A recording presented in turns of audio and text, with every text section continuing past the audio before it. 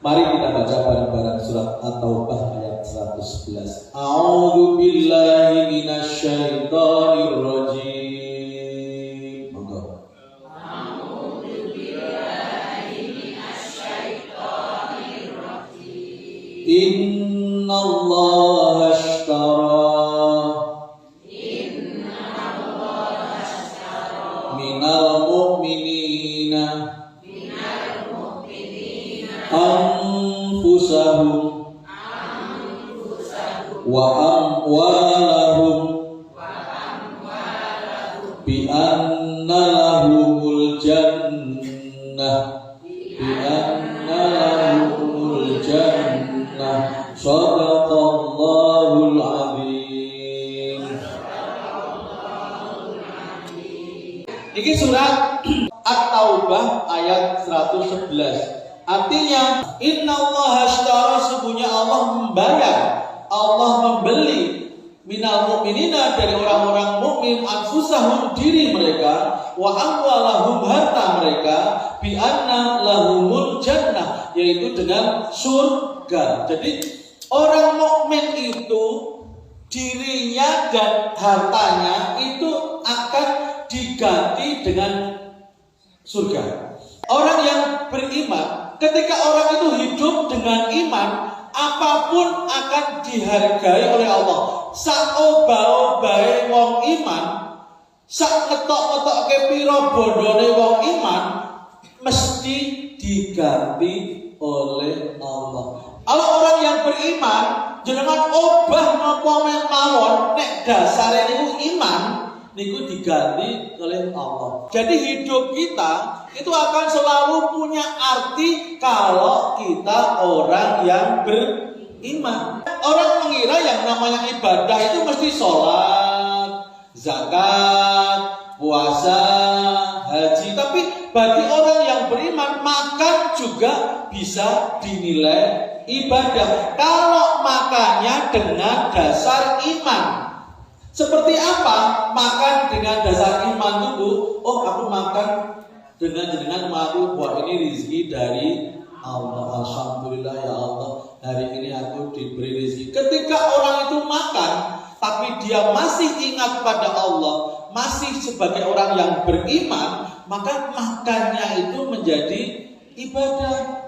Jadi kan Bismillahirrahmanirrahim, kemudian kemudian Alhamdulillah. Kemudian bapak-bapak, ibu-ibu ngendika kalian putra-putrane iki alhamdulillah awak dhewe masih diberi rezeki oleh Allah. Berarti itu makan, tapi dia dengan dasar keimanan. Jadi makannya menjadi ibadah. Orang bekerja dari pagi sampai sore, kadang-kadang sampai malam. Kalau dengan dasar iman, dia termasuk kerjanya itu ibadah. Bagaimana bekerja dengan bernilai ibadah?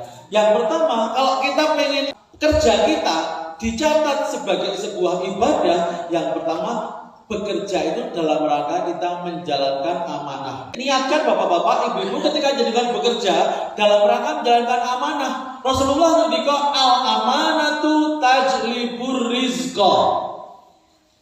Menjalankan amanah itu akan mendatangkan rizki. Jadi semakin bapak-bapak itu bekerja dengan niat menjalankan amanah, ibu-ibu juga bekerja menjalankan amanah, itu Allah akan melimpahkan rizki. Yang kedua, bekerja itu sebagai sebuah ibadah, yaitu bekerja untuk mensyukuri nikmat Allah. Saya diberi kesehatan, saya diberi kemampuan, saya diberi posisi, saya diberi jabatan, saya diberi apa itu. Ketika kita bekerja dalam rangka mensyukuri nikmat, maka bekerja itu akan bernilai ibadah dan Allah akan melimpahkan rezekinya kepada kita, dan kita sebagai orang yang beriman akan digaji oleh Allah, akan diganti.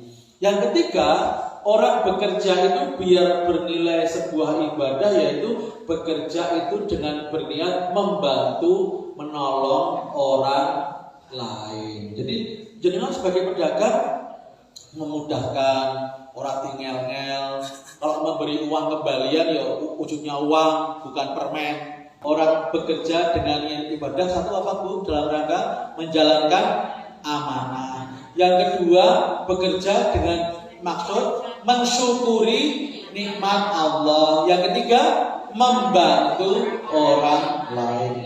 Jadi saoba-obae wong iman pasti dinilai oleh Allah, diganti dengan surga. Bahkan panjenengan tidur juga bernilai ibadah.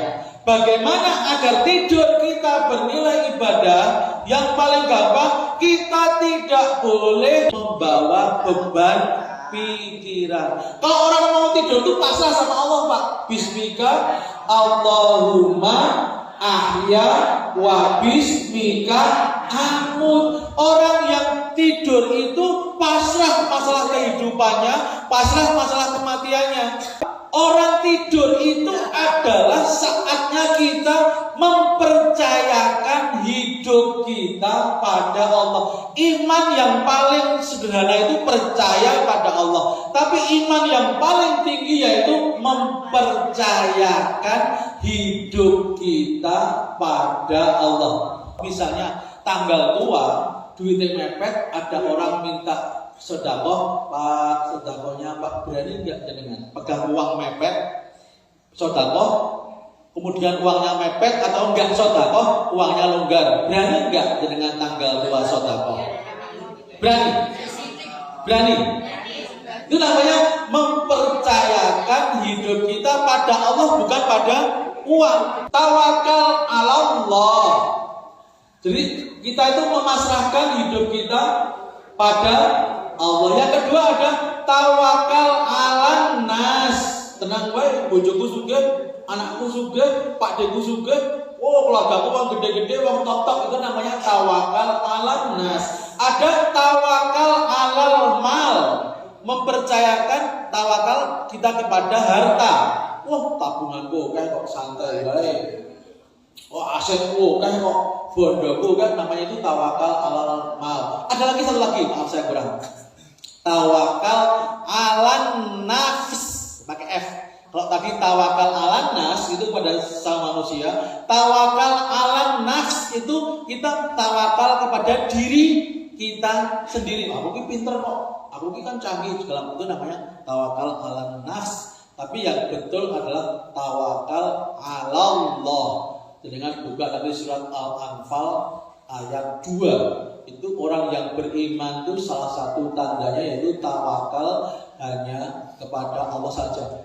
Akhir bulan ada orang saudara yang perlu dibantu, dengan mepet duitnya. Berani nggak tidur aja menjadi bernilai ibadah. Jadi kalau orang tidur itu adalah kita latihan mati, satu. Yang kedua, latihan menjadi orang yang pasrah pada Allah. Jadi tidur kita itu benar ibadah. Ketika kita bangun tidur kan doanya kan alhamdulillahilladzi ahyana ba'dama amatan. Jadi tidur ini latihan mati, Pak. Jadi salah satu yang menjadikan hati kita tetap sehat itu satu yaitu membaca Al-Quran. Hati kita kan bisa kotor, Pak. Cara membersihkannya seperti apa? Membaca Al-Quran. Yang kedua, ingat mati, ingat sakit, ingatlah saat kejepit. Kejepit tanggal tuwek. Jadi ketika kita bangun, doanya itu dihidupkan kembali.